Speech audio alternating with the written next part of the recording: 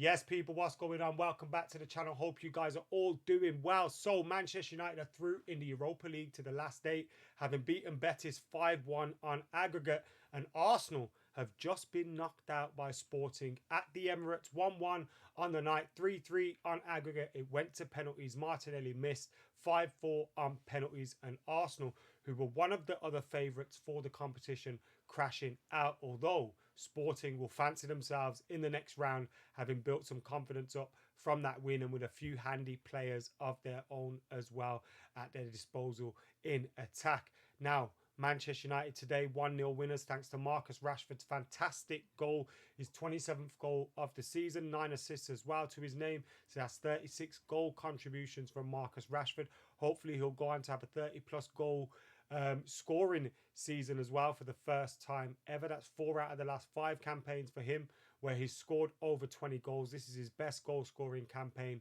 by far so far, and there's still plenty of time to go left in the season. We're in March as it stands, and we missed a month because of the World Cup. So Marcus Rashford doing incredibly well. United went to Spain tonight, and all they had to do really was avoid a heavy defeat because they pretty much done the job at Old Trafford, but still managed to get the win as well, which keeps things ticking over, which keeps that confidence building. Casemiro playing, getting an assist for Marcus Rashford's goal, which was a fantastic goal from Marcus Rashford. Good pass by Casemiro as well. To get an assist though for that one, it's a bit kind in it because Marcus Rashford with the shot from like 30 yards out. Incredible goal from Marcus Rashford. And he missed a couple of chances just before that, and you were thinking, how the hell has he missed those chances?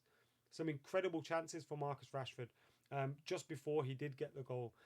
They were easier to score than the goal that he scored, but the goal that he scored was a joy to watch. Absolutely incredible strike. 1-0 win for Manchester United. And we were able to then take off Bruno Fernandes and Marcus Rashford. Bruno Fernandes was a booking away from missing the next game in the Europa League as well. We don't want him to be missing the next game for Manchester United in that competition. Same with Casemiro. Casemiro played the full 90 minutes, which wasn't a surprise because obviously he's not available for the domestic games. He misses the game against Fulham, and then he'll miss the next 3 games in the league for Manchester United with that second red card suspension that he's picked up. So obviously we're missing him in terms of that, but you didn't want him to pick up a needless yellow card towards the end of the game and pick up another suspension in the Europa League. Thankfully, he didn't have to really put himself into many challenges, and he was able to get through the game without picking up that yellow card, as was Bruno Fernandes. And Manchester United got through it as well. Another clean sheet for David De Gea. I know there's been a few issues in terms of his passing, and I've seen them quite clearly. I think United will probably look for a new goalkeeper, but he has been keeping a load of clean sheets as well. We were able to rest Rafael Varane.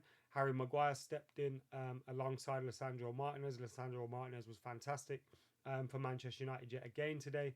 Terrell Malacia came in for Luke Shaw, and Aaron Wan-Bissaka started, although Diogo Dalot did come on in the second half.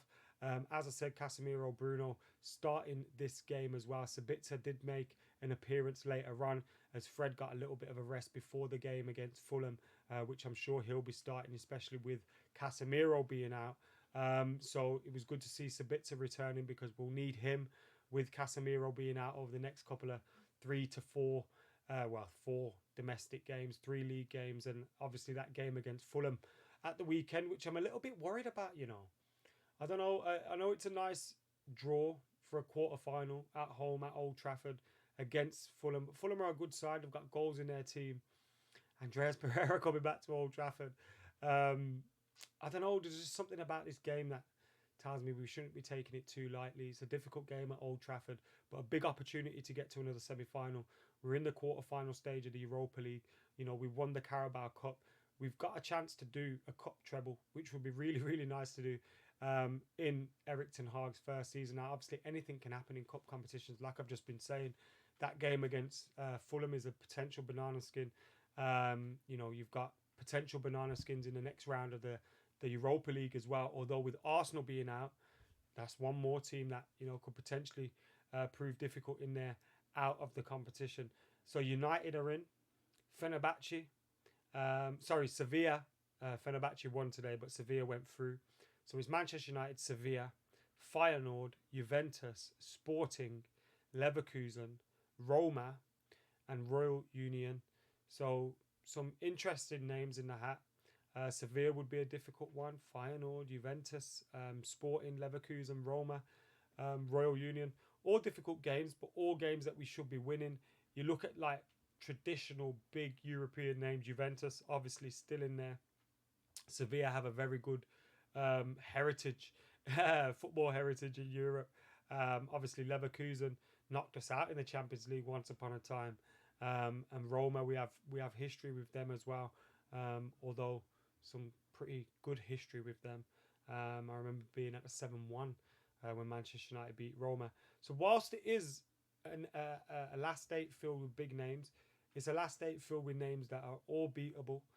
In my opinion, United will be for the favourites for this trophy now, but still have a lot of work to be done. A lot of work to be done, and as we've seen, Sporting pulling off that shock against Arsenal. I thought incredible goal that they scored today. Absolutely fantastic goal from them to bring themselves back into the tie and give themselves that opportunity to get to penalties. Arsenal had a number of opportunities. Trossard hit the post later on in extra time. Probably should have done better with that. Probably should have scored. Didn't. And then, Sporting were hanging in there, but they were always posing a threat on the counter attack. The likes of Marcus Edwards as well. Really good player for them. So they'll be a threat in this competition.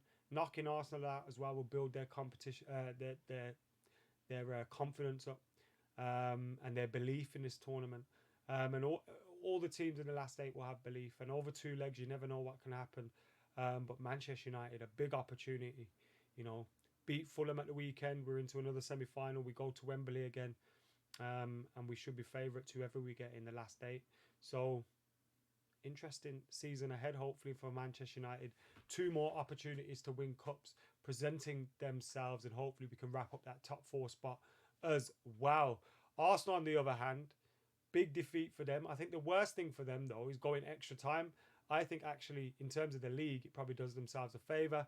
Playing Thursday, playing Sunday, I don't think that's ideal for anybody, especially if you want to win the league. If Manchester United were in their position in terms of possibly winning the league, I wouldn't want us to be in the Europa League.